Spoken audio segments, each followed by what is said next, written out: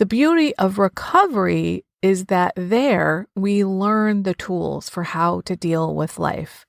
So we don't have to turn to these substances or these compulsive behaviors to relieve our pain. And we no longer isolate ourselves. We learn how to be in the human family because that's where we belong. Human beings are wired for connection. We are pack animals. We're meant to live together in community.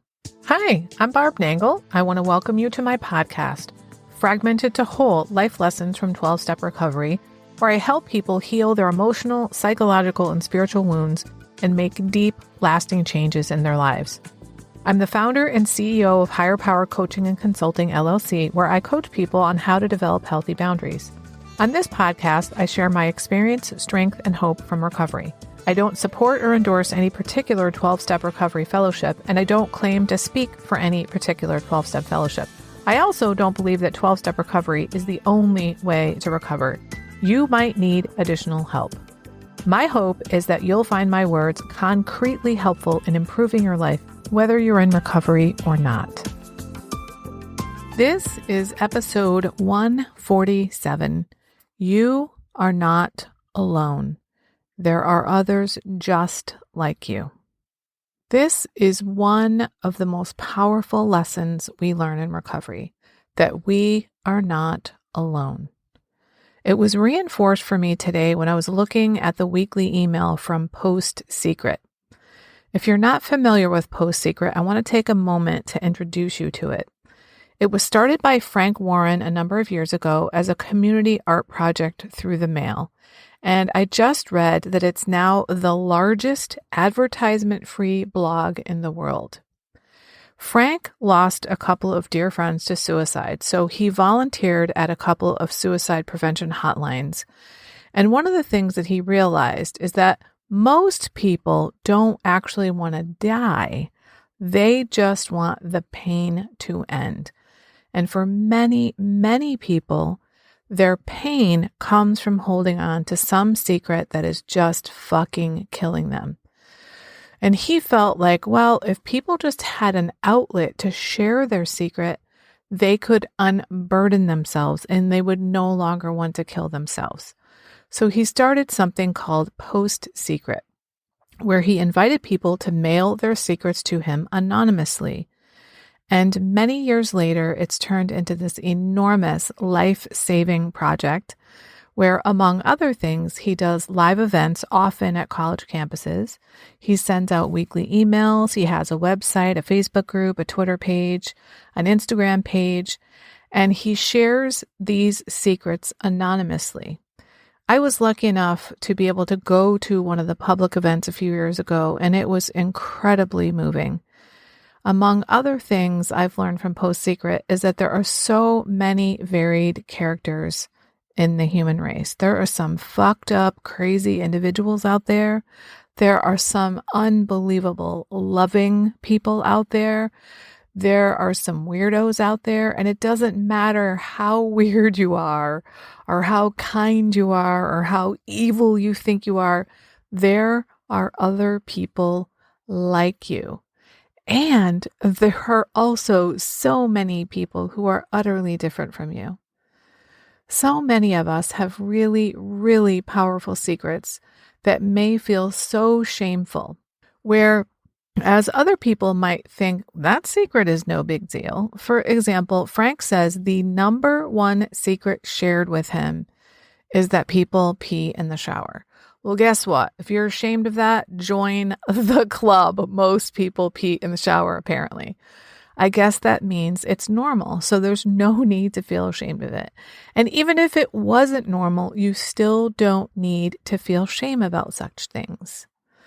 Now, the reason that all this connects to recovery is that when we get into the rooms of recovery, we start hearing other people telling stories like ours, and we're like, holy shit, I'm not alone. One thing I think everybody in recovery is good at, no matter why they're in recovery, is isolation. Whatever your thing is, maybe you shoot heroin, or you're addicted to porn, or you binge and purge food, or you steal money to satisfy your addiction, or you gambled away your family's savings.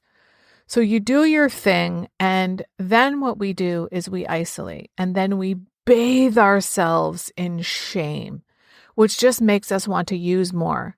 But then when we come into recovery, we meet people who do the same shit as we do, and they think the same fucked up thoughts that we think. And we realize we're not terminally unique. We are not uniquely flawed. We're just part of the human family. Maybe we've been a little bent in a couple places, and maybe we've been a little broken.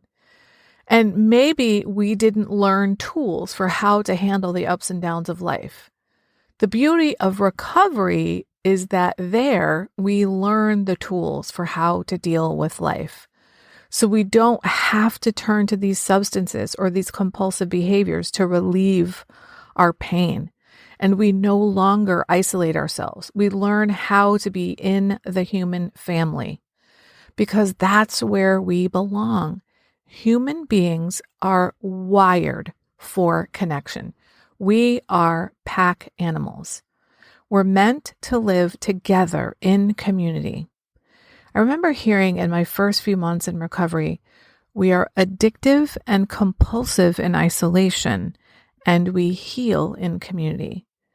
And I feel like that is one of the greatest gifts of 12-step recovery.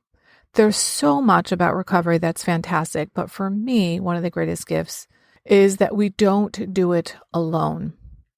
In one of my fellowships, there's some literature that talks about how many of us didn't believe in God because God never answered our prayers when we were kids, praying to get out of whatever the situation was, or God never answered our prayers when we were active in our addiction. So we decided God must not exist because he or she didn't answer our prayers. Well, one of the things this piece of literature says is maybe our prayers weren't answered because we weren't meant to do the work alone. We weren't meant to do it in isolation. We were meant to do it in community. And that's how we find our higher power in recovery. And I just think that is so beautiful. Now, whether or not it's true, I don't know, but it sounds so beautiful to me. Now, the postcard I saw in the Postsecret weekly email this morning that really struck me and made me want to do this episode today was where somebody had drawn a picture of a cityscape and they wrote across the top, "The Postsecret app taught me compassion." And then they wrote a bunch of phrases, then drew arrows pointing to various windows in the different buildings. And those phrases said things like losing weight, thinking about suicide, degenerate, sober, has a child that is dying of cancer, hopes their test is positive, hopes their test is negative, likes poop, wants to help, mom left, has a big dick, shaves her pussy. You get the point. There are so many different things that people have on their minds, and we think we're the only ones, and we're not. I am here to tell you, dear listener, you are not alone. If you want to connect with other human beings, or you want to feel part of something, and you're not already in 12-step recovery, there's a fellowship for everyone. I also encourage you to connect with the Postsecret community. The way I connect is through the weekly emails that come in on Sundays. What Frank does is he pulls out a couple dozen of the secrets that he received that week and he posts them anonymously. I'll put the link to subscribe to that in the show notes, and I'll also put the link to the Postsecret Patreon page. Frank does a lot to raise awareness about suicide prevention, and I really encourage you to subscribe. And I also encourage you to find a meeting, especially if you're feeling lonely and isolated, because you're not alone, my friend. Even if it feels like it, you're not. There are entire communities of people just like you waiting to meet you. I was recently reminded by a friend that when I first started recovery, I didn't feel lovable. I almost can't believe that I used to feel that way and that I kind of forgot something so profound because I truly love myself now. And I want that for everybody. If you don't love yourself, there's literally nothing that can make up for that. I created something exclusively for my private clients since many of them don't love themselves. And I've now opened up my private vault to share it with up to 10 people individually. It's called the Self-Love Sprint. You'll grow to love yourself and truly feel worthy so you can stop saying yes when you really want to say no, stop neglecting yourself and putting everyone else first. Stop saying all kinds of nasty shit to yourself. That is not what people who love themselves and feel deserving do. You'll stop being afraid that others will think that you're selfish for taking time to care for yourself. This is also for you if you don't really know who you are because you've always been such a fucking chameleon. Go to higherpowercc.com/love sprint. Remember, I'm only offering 10 of these, so don't wait.